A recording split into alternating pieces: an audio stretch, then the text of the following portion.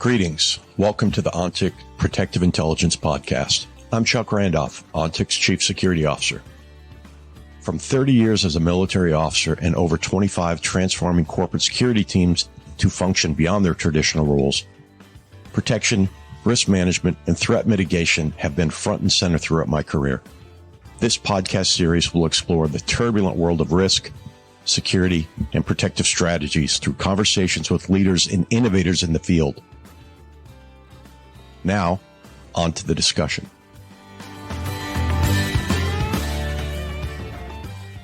Kurt McKenzie is the Director of Physical Security at MongoDB. He is a retired FBI Supervisory Special Agent and has more than 24 years of diverse experience investigating financial crimes, narcotics trafficking, terrorism, and organized crime, both domestically and abroad. Kurt knows how to identify and address vulnerabilities and potential threats. As a special agent, Kurt was assigned to several high-profile investigations, including the September 11th investigation and the Amerithrax case. He also successfully investigated numerous bank, wire, and healthcare fraud, as well as money laundering cases, which exposed critical flaws in the banking system. Kurt, welcome to ONTIC's Protective Intelligence Podcast. Thank you, Chuck. It's an honor to be here, and thanks for inviting me.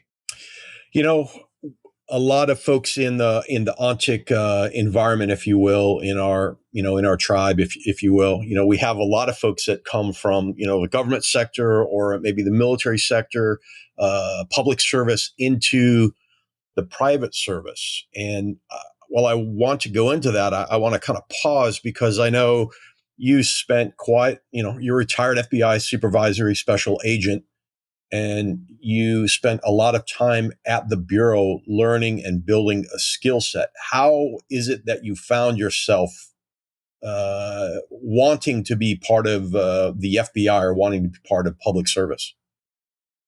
I actually found the FBI, I don't want to say by accident, because obviously everybody knows the FBI. But when I was very young, I was in my mid-20s, I happened to meet a couple of FBI agents and engage in conversation with them. And this is back in the day when you could hand somebody a resume and things may or may not happen. Mm-hmm. And gave them a resume, and I ended up getting recruited. I actually joined the FBI as a civilian forensic scientist at first. My background's in the sciences, and I joined the DNA analysis unit. I did that for a few years and then transitioned over to being a special agent. Went to Quantico, graduated, and it's been a wild ride ever since. Now, of course, the two FBI agents you met in the past, both of their names were like John Smith or something, right? That is correct. Now, it's interesting, though. They recruited you and you came in on the science piece, which is different. A lot of people, especially, I guess I'm aging myself here, like, hey, you were always told you need a legal degree or an accounting degree. What was it about science, and especially science in support of one of the America's leading law enforcement intelligence units attracted you? So historically, the original FBI special agents were all accountants and attorneys. Mm-hmm. And the Bureau began to transition a few years after that and continues to evolve to this day. But the primary quality, whenever people ask me, hey, I want to be an FBI special agent, what do I need to study? What do I need to do? I always tell people, whatever you do, make sure that you demonstrate the ability to solve problems, right? That you have critical thinking, critical analysis skills. And today, probably 25% of the special agent corps are actually former scientists and engineers for exactly that reason. 25% are still accountants and finance folks. Another 20% are attorneys. But the core of our people have demonstrated analytical ability because, again, your job is to solve problems, right? The biggest problems in the criminal world. And then that's what the Bureau looks for. Hope I answered your question with that. No, you did. And it's interesting to me because if you think about it, like, hey, how did we get Al Capone? How do we get several people? The devil clearly is in the details. We got them through an accounting error. We got them through some small factor in their, maybe their criminal plan, if you will. But exactly. The idea to say, like, look, we need to look at this critical thinking, in my personal opinion, is a dying art, as well as active listening and being able to say, cool, we have something, let's break this down into pieces that we can then look at, identify the anomalies. And then from those anomalies, look at it and say, is this fact? Is this fiction? And then, as Sherlock Holmes might say, whatever's left is probable. That is true. That is 100% accurate. And that is actually, despite what people may hear on television, the news, whatever channel you watch, that is the core of the FBI. That is how we work. And that is the culture that's promoted. Your critical thinking ability, your opinion about somebody doesn't really matter. You have to have facts. You have to have proof. That is how we think. So, what was the onus of, if you will, scientist McKenzie working DNA to Special Agent McKenzie? It wasn't a big transition. So I was already a civilian FBI employee, and the Bureau does have an internal transition program. You still have to apply. You still have to pass the physical fitness test and all that stuff. Sure. But when you work DNA analysis in the FBI, it is essentially mayhem. All of your cases are sexual assaults and murders, right? That serial killings, that is what you do. So you are working with law enforcement teams to catch very, very bad people. So it's a natural transition to go from catching them in the laboratory to being on the street. You've already seen their handiwork. You're learning how they think. You want to take a more active role in catching bad people. And then it was a very natural transition. So it's interesting. You're looking at this from behind the plexiglass wall, and then suddenly saying, hey, look, I want to take a more active approach. What did you take with you from being a scientist in the DNA as a civilian into the way that you conducted or looked at investigations? The same obsessive compulsive behavior that I had when I was a scientist. And I'm not being funny about that. It's when you work DNA analysis, the thing you understand is that you're dealing with crime at a molecular level. Right. You cannot make mistakes, right? Because again, when the DNA results come back, somebody could go to jail or potentially be executed. Because again, these are all very serious crimes.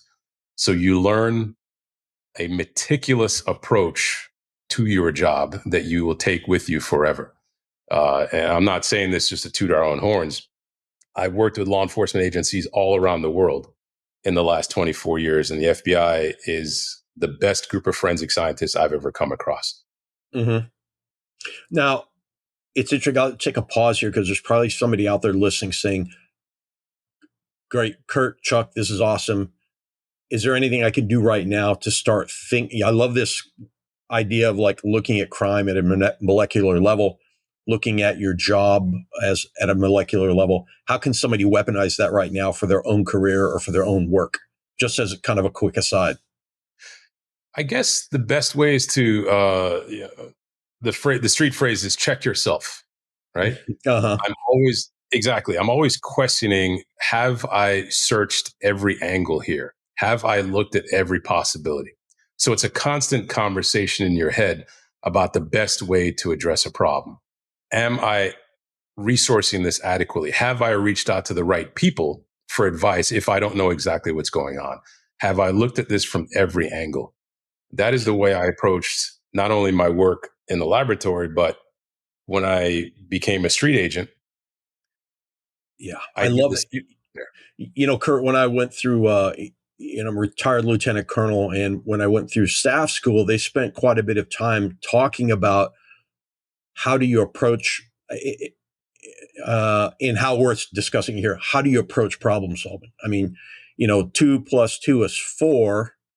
6 - 2 is 4 as well. So I love the idea of like, what is the approach vector that you're looking at to look at the problem, because there could be unintended consequences, second, third order effect, all these things. I mean, that very scientific approach is probably what led you to be on so many task force and be forefront in so many, I guess, big cases, if you will. Exactly. And it extrapolates out, right? So part of that thought process is you want to involve others in that thought process as well, right? It's you don't want to be just a sounding board in your head, and you don't want to surround yourself with yes men or like-minded people. You want to surround yourself with people who will tell you, who have, the right experience and have something to bring to the table, who will tell you, hey, you're screwing up, or hey, let's do this together, or hey, you're on the right track, or hey, have you thought about this?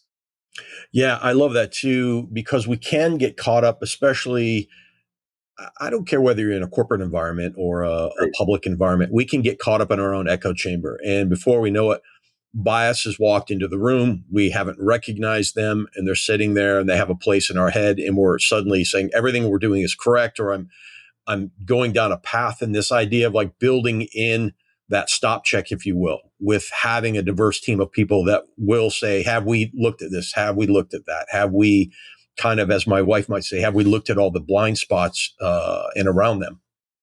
Exactly. Because being an individual, and again, even if you're having these conversations with yourself, you may miss something, right? So it's important.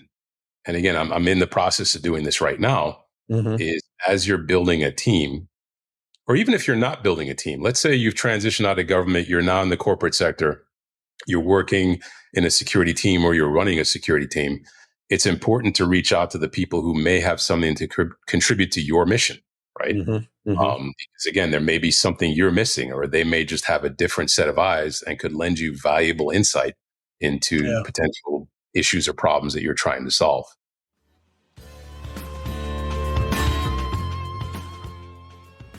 We'll get back to the conversation in just a moment, but first, I wanted to tell you about the Ontix Center for Connected Intelligence. In the world of safety, security, and protection, we know that gathering and sharing information is crucial. That is why we created the Ontix Center for Connected Intelligence. The center is a hub for the ongoing exchange of security strategies and best practices, insights on current and past trends, and sharing valuable learnings through expert discussion and analysis. It's made up of seasoned experts with decades of experience across a wide range of disciplines. To find blogs, podcasts, webinars, white papers, and more, check out the center by visiting ontic.co/center. That's ontic.co/center. Kurt, you're in the Bureau, over 24 years, and you did everything. I mean, financial crimes, narcotics, trafficking, terrorism, organized crime, both here and internationally. Rewinding and giving this meticulous obsession, if you will, on critical thinking as a cornerstone to your job. I mean, were those all approached the same way, or when you looked at those various areas like financial crimes, narcotics, terrorism, et cetera, did you have to pause and consider, how am I going to approach this problem, or was there kind of a Kurt method, if you will? There really was a Kurt method, which was honestly the Bureau method, right? So the first thing is to learn what you don't know. Mm-hmm. Second thing is to apply basic investigative techniques that the FBI teaches you. How do you conduct surveillance? The legal process being the most important overall consideration, right? You don't want to break the law trying to stop somebody from breaking the law. Right. So you have to educate yourself, not only about the law, but about the group that you're looking at, the people you're looking at. Learn everything about them. Learn who their associates are. Learn how they move money. Learn as much as you possibly can from everywhere you can. And I approached every single investigation the same way. I assumed that I didn't know everything. I assumed that I didn't know what the answers were. Mm-hmm. And I did not assume that this was going to be easy. Matter of fact, quite the opposite. I generally enjoyed the more difficult investigations more than the easier ones. Not that Sure. there are a lot of easy investigations in the FBI, but the point is, the bigger the challenge, the more I was into it. Yeah, a complex problem to solve, if you will, the Gordian knot. Sometimes you can solve it by just cutting through it, but other times it does need to be unwound. I mean, I agree with you. I mean, it's intellectually stimulating, as well as you can attach it to a why. This goes back to what, it's helping citizens, it's helping people. True. So that's awesome.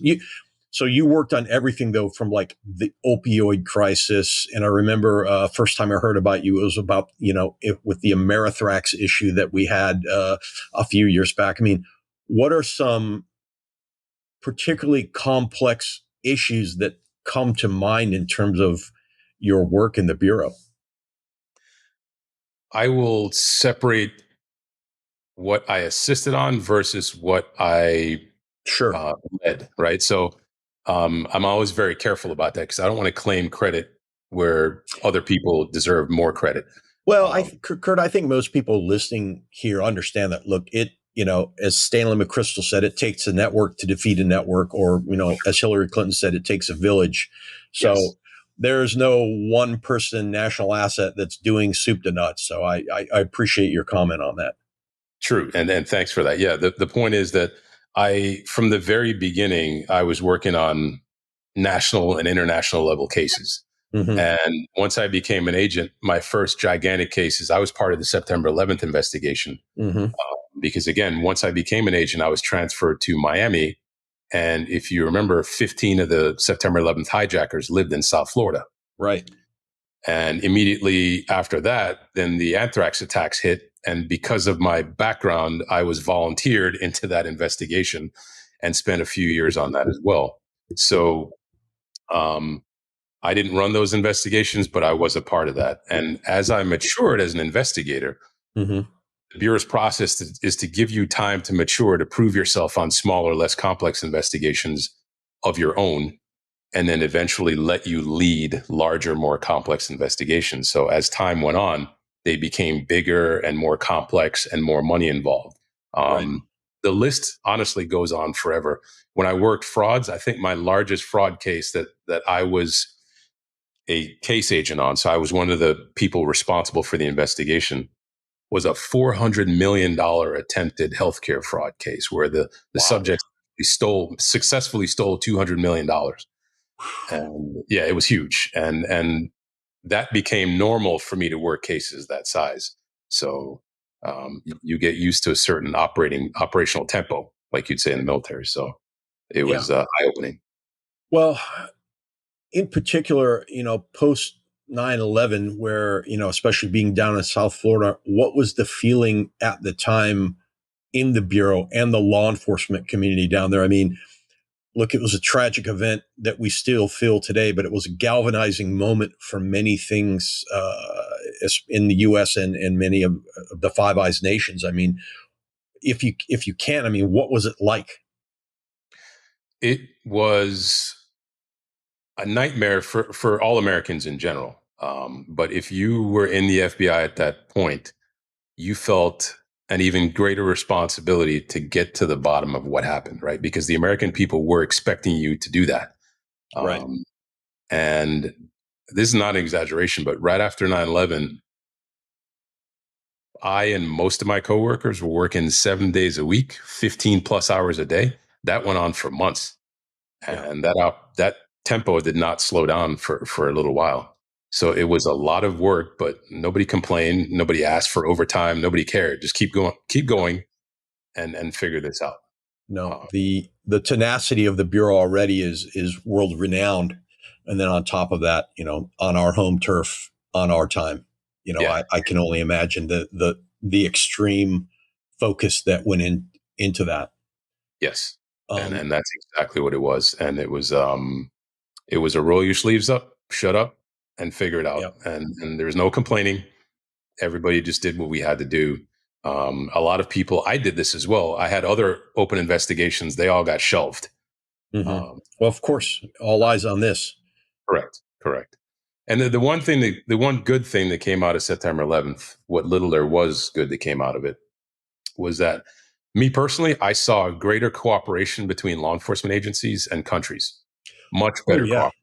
Well, I mean, that's something I wanted to ask you about. It. A lot of what you do, like you said earlier, look, you were involved in a lot. Not everything was just particularly you, but a lot of what happens is coordination. Coordinating not just not just U.S. based, local, state, local, county, state, other federal agencies, but now you start having international task force and I think JTFs, I think of all these things. And the thing that kind of is a through line in all those, Kurt, is this idea of like, we have a joint working group. Not only are we dealing with cultures within organizations, we could be dealing with language barriers. We could be dealing with people who literally are thinking in a foreign language. They have foreign cultures. They have, I mean, do you have any thoughts or maybe insider tips for, managing joint efforts? 100%. The two key takeaways that I developed over the years of building liaison and building teams and making friends, honestly, is that one, you have to take yourself down a peg sometimes because you may need somebody else more than they need you. So you need to be willing to compromise to an extent to get their cooperation if their cooperation is going to be a key factor in your success. The second thing, you have to be able to make friends. And I don't mean to be fake. I mean to be friendly, extend a hand, and build a relationship. So towards the end of my career, when I became a supervisor, the people who worked for me would all laugh and joke that, oh, I need to find somebody in X or Y police department or federal agency because I need their help with X, Y, and Z. Call Kurt. He knows everybody. And that was my running joke, but it was true, is I had at least one friend in almost every police department and every federal agency in South Florida The that power I of could call networking. on to assist, and I prided myself on that. And that was part of my ability to get things done on a large scale is I had help. I had contacts and friends. It's interesting. I was I was running a panel at a recent conference. It was about modernization and convergence, and it came up that perhaps the shift that we've seen in corporate security and maybe executive protection and other things is like it's more about like it's as much now about who you know and who you know that know somebody as well as like what do you know.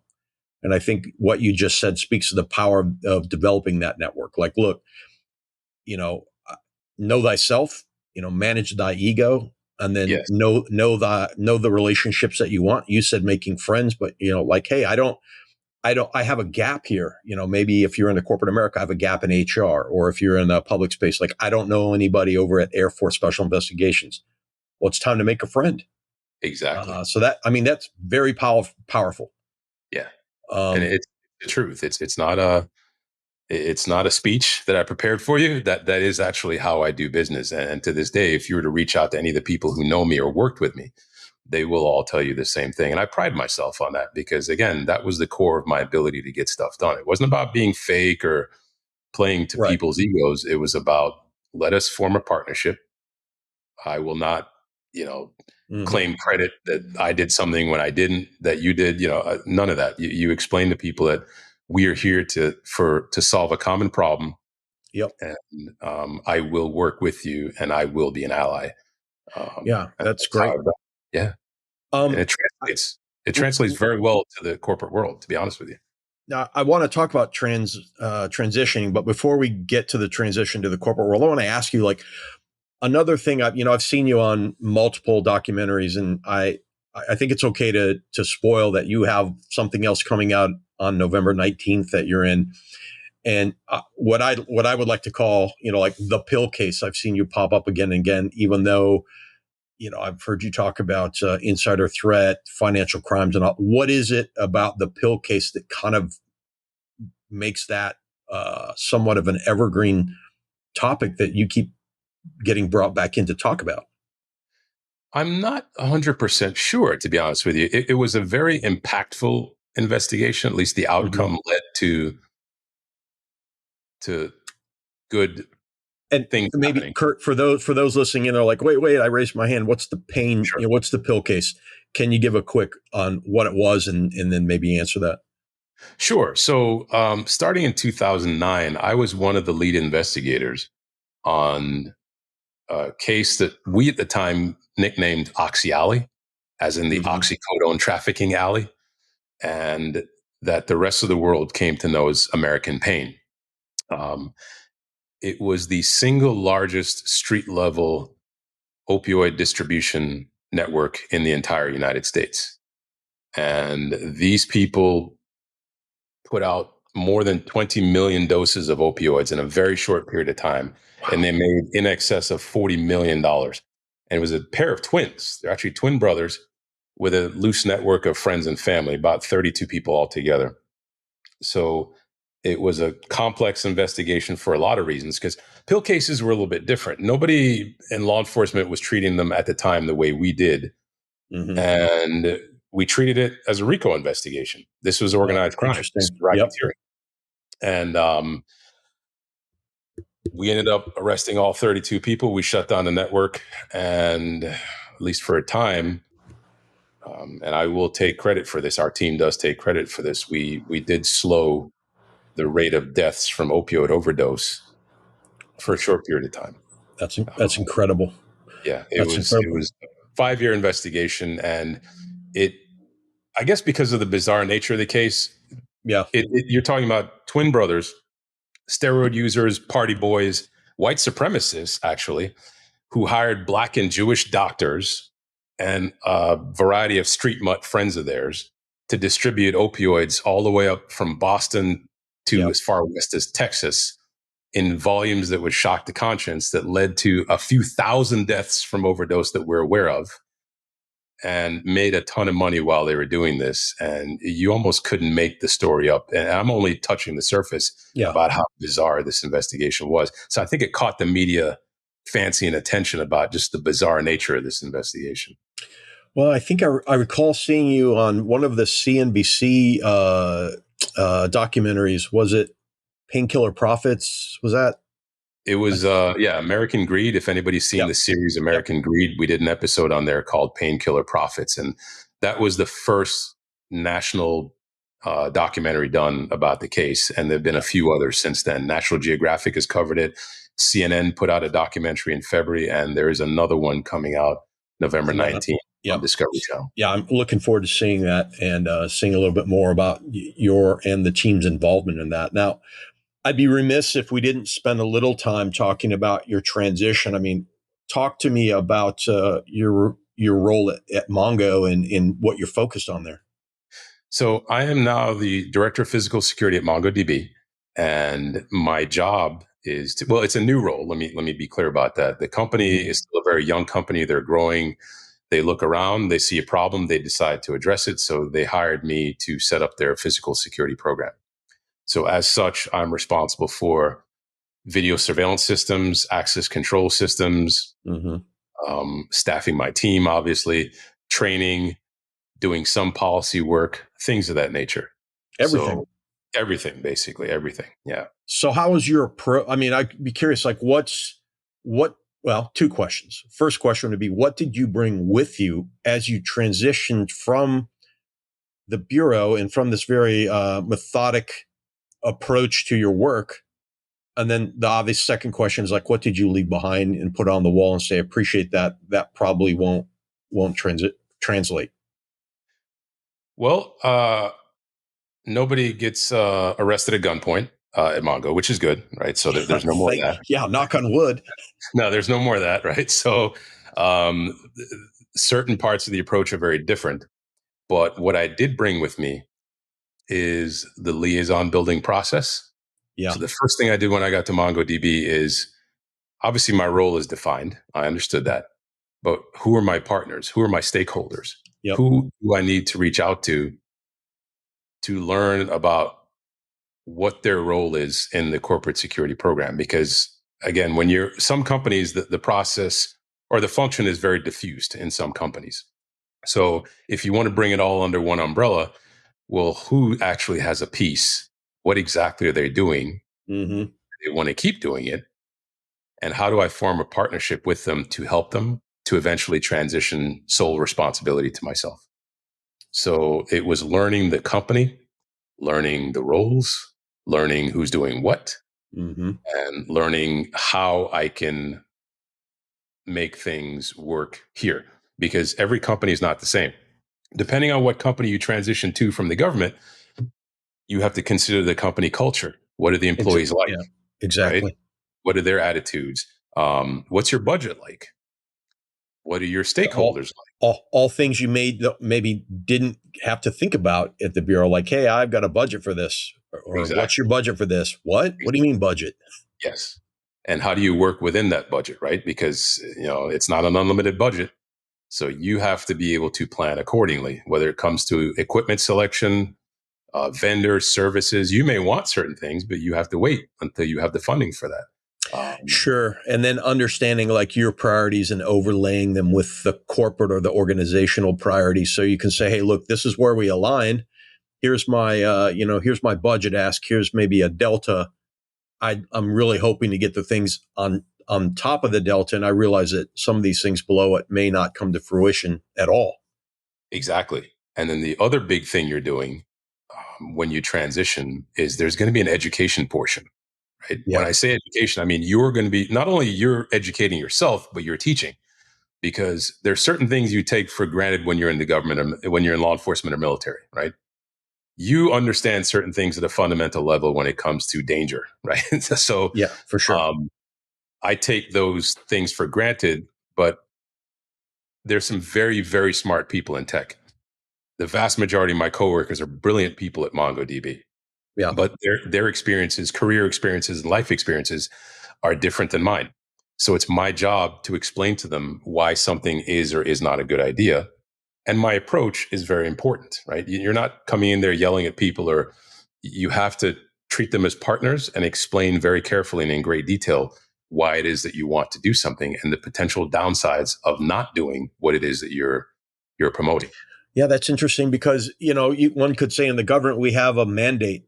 Thou shalt do this because there's a piece of paper or legal document that says so and it's enforceable. Where a lot of times in a corporation, there's maybe some that's mandated by a board or perhaps a CEO. And like you said, somebody that's identified there's a risk, we need to go after it. But at the end of the day, I mean, you probably spend a lot of your time articulating the risk in language that your stakeholders will understand.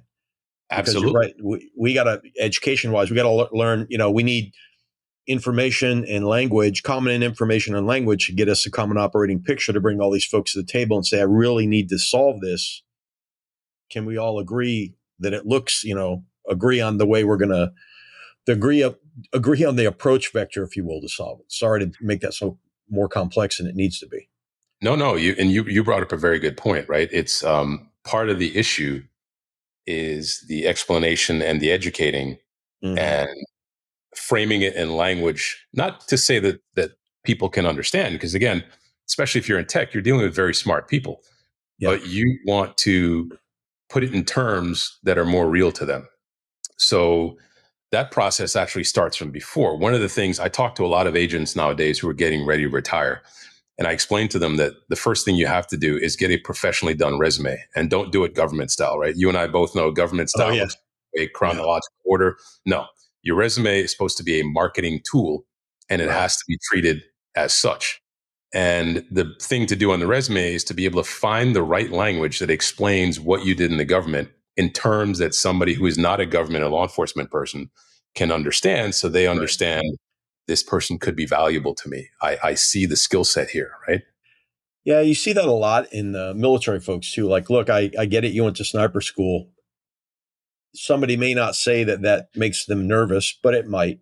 But walk through maybe what that means. Like, look, I have advanced planning, organizational planning, administration, and logistical planning for complex operations. Exactly. Great. That's kind of the takeaway. So the new documentary that you're in is coming out November 19th. I think you can still find, like, From Rush with Lives, Painkiller Profits, and I think the National Geographic one episode was Chasing the Dragon. Correct. It was called Chasing the Dragon. Yep. And that was recent, wasn't it? A couple of years ago. Very recent. Yeah. That came out, that aired in 2022. I want to say October, somewhere thereabouts. So it's still in National Geographic's roster. The CNN one came out in February. That was called American Pain. Yep. And this newest one is going to be on Investigation Discovery. I believe Discovery it's a new series on Discovery called Feds. So it's series of episodes about federal investigations, and they're calling this episode tentatively, it's going to be called Prescription for Death. Oh, wow. Very dramatic. It's very dramatic, but it gets to the point, right? But yeah, it should be interesting. I'm looking forward to seeing it. So, Kurt, as people are possibly, in expectation now of the new documentary coming out that you'll be in, I mean, how if they want to reach out to you or they have questions, or maybe, hey, I'm coming out of the Bureau and I'd love to get a hold of you and have a discussion, what's the best way for people to do that? I tell everybody the easiest way to find me is LinkedIn. I check my LinkedIn fairly regularly. And I'm always willing to talk to new partners and new stakeholders. So LinkedIn's the easiest way to reach me. Awesome. I love that. And I love know thyself and make relationships. Awesome. Absolutely. Kurt, thank you so much for being on Ontic's Protective Intelligence podcast, my friend. Thank you, Chuck. It was great talking to you again, and look forward to talking to you again in the near future.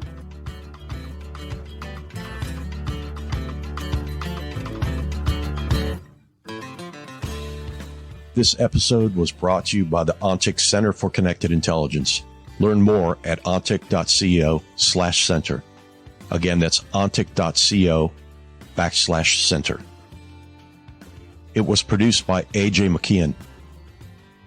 Our music is a track called Monteverde Ride, and it was written by Brian Bristow and performed by the Smokin' Novas. Check them out on Spotify.